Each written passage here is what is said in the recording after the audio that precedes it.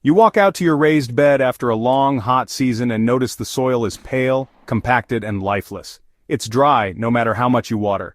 Plants yellow quickly, roots grow shallow, and not even earthworms want to stay. Sound familiar? This is one of the most frustrating experiences for any gardener, and it's a sign that your soil has stopped functioning as a living system. But what if I told you there's a centuries-old no-dig method used by Amish gardeners to reverse this damage quickly, and with almost no effort?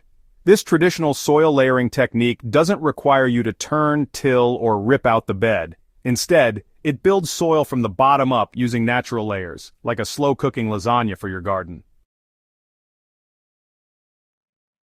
And it's so effective you may start seeing signs of life within weeks.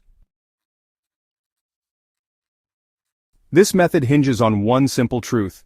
Soil isn't just a medium for roots, it's a habitat, and like any habitat, it needs structure, moisture, organic matter, and microbial activity to thrive. The Amish understand this deeply. That's why they build their raised beds using alternating layers of native soil straw and aged manure in a very specific way. Over time, these layers settle, ferment, and fuse together into a thriving soil biome. Microbes multiply, worms return, roots dive deeper. And what once looked like dead sandy dirt becomes rich dark humus. Let's begin with the first layer: straw. Not hay, straw. The Amish often use leftover wheat or oat straw because it's carbon-rich, dry, and excellent at holding space for air and moisture. Spread a thick base layer of straw across the bottom of your raised bed, especially if your current soil is dry or compacted. This base acts like a sponge and a scaffold. It slows evaporation while preventing your heavier layers from sinking too fast. It also gives microbes a carbon playground to start multiplying. Next comes the heart of the healing process: aged manure. Cow manure is traditional, but horse, goat, or even well-rotted chicken manure can work. The key is that it must be aged, not fresh. Amish gardeners often let their manure sit for 6 to 12 months before using it in beds. This mellowed-down manure is full of humic acids, trace minerals, and living bacteria. It acts like microbial starter culture. Spread it gently over the straw. Don't mix. Let each layer breathe. Now, the native soil layer. This might surprise modern gardeners used to sterile bagged soil, but the Amish believe in working with the land, not against it. Even if your native soil is poor, it still contains dormant microbial communities and mineral structures uniquely suited to your climate. Shovel a layer right on top of the manure. Not too thick, just enough to tuck in the organic matter and provide weight. This soil seals in the biology, creating the anaerobic microzones that kickstart fermentation beneath the surface. At this point you might think the job is done, but the Amish repeat the process. Another layer of straw, another layer of aged manure, another touch of soil. These gentle layers mimic what you'd find in a forest floor: leaf litter, decomposing matter, and mineral earth all working in harmony. Over time, as these layers compress, they undergo a passive composting process that turns your raised bed into a slow-burning engine of life. One of the best things about this system is that it requires no turning, no shovel, no rototiller. As the layers break down, they naturally attract earthworms, which do the mixing for you. Fungal threads begin stretching through the straw, forming networks that transport nutrients across the bed. Bacteria digest the manure into plant-available forms. Roots sense the change and begin to explore deeper. And water? Well, it starts soaking in rather than running off.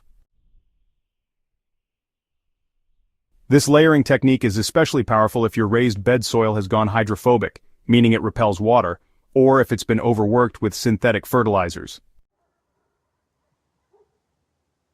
Amish gardeners don't rely on bottled solutions. They believe that if you build soil from natural materials in the right structure, fertility returns on its own.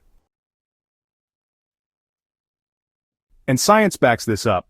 The layering approach creates warm, moist, low-oxygen pockets that support fermentation, a process that unlocks nutrients faster than traditional compost piles.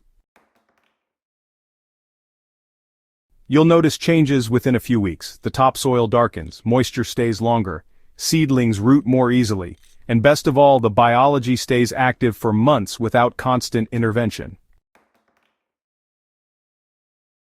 By late season, you'll be digging into something that looks like chocolate cake, deep, rich humus that smells alive.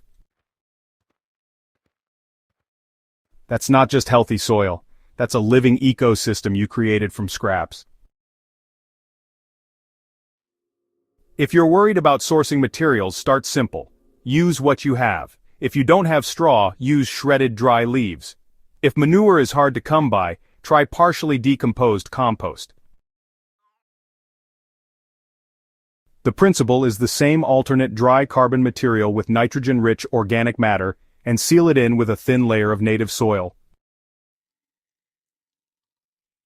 Water lightly between layers to activate microbial movement, but don't flood. Moisture is the match that lights the soil engine.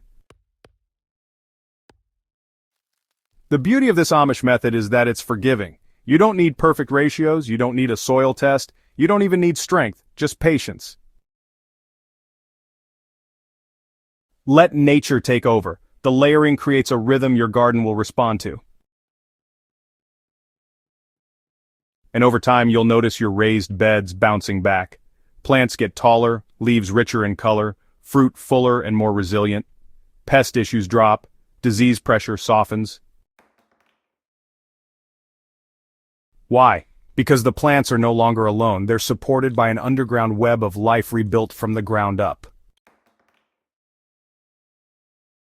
So if your raised beds feel tired, cracked, or dead, don't till. Don't dump store-bought mixes. Try the old way. Try layering. It's quiet, it's simple, and it works. If this guide helped you understand the power of soil layering, take a moment to subscribe to Soil and Plant Doctor for more time-tested soil-saving techniques. And if you know someone whose garden needs a boost, share this video with them. Healthy soil doesn't come from a bag, it comes from patience, process, and a little help from tradition.